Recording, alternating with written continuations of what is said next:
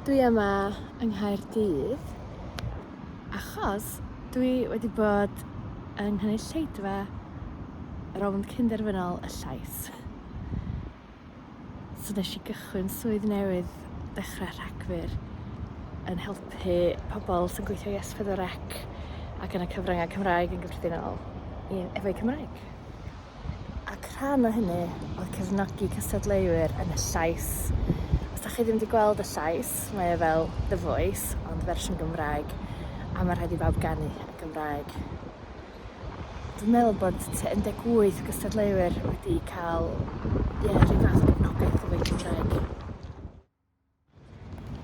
A ddoe, ges i wylio rhai ohonyn nhw'n canu. Ond wrth gwrs fydde i ddim deud iddo chi pwy sydd wedi mynd drwadd. Mae'n werth sôn am hyn, achos mae yna rhai pobl wedi bod yn dweud bechod bod na bobl ddi-Gymraeg ar y Llais. Wel, mae pawb sydd wedi cystadlu yn ein byw yng Nghymru neu'n dod o Gymru, a mae lot ohonyn nhw jyst i colli hyder i siarad Cymraeg. Mae lot o nhw'n dall lot mwy o Gymraeg na maen nhw'n gadael i chi wybod ar y rhaglen, achos bod nhw ofyn nid camgymeriadau. A dyna di'r peth, mae rhaid i ni fel siaradwyr Cymraeg, yn enwedig athrawon, pobl sy'n isio mwy o bobl i ddysgu, werthfawrogi'r ymdrech mae pobl yn ei wneud, a peidio pigo ar bobl am beidio cael Cymraeg perffaith mewn nid camgymeriadau.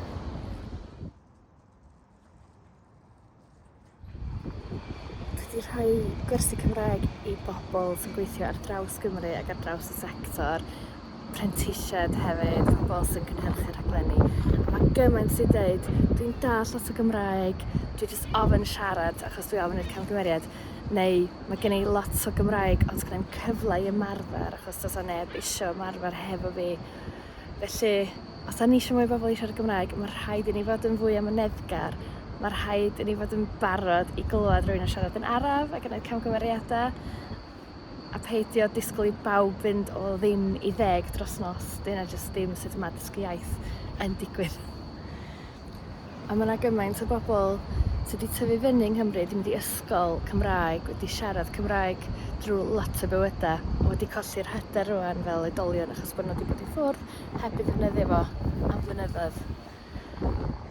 A mae yna bobl sy'n medru Cymraeg yn dda iawn, mae nhw wedi cael profiad rhywbryd yn yr ysgol efo rhywun cywiro i treiglo nhw, yn deud wrthyn nhw bod nhw ddim yn siarad Cymraeg digon da. A be mae hynna'n neud ydy wneud i rywun teimlo bod nhw ddim yn perthyn, bod ganddyn nhw ddim hawl i siarad Cymraeg. Does dim rhaid i bawb ennill y gadar yn y Steddfod. Mae Cymraeg yn iaith i ni gyd. Da ni gyd yn siarad sydd dipyn bach yn wahanol, ac efallai bod ni ddim i gyd yn gywir ac yn berffaith bob tro. Ond os da ni isio miliwn o siaradwyr, mae rhaid i ni newid yn agweddau dipyn bach.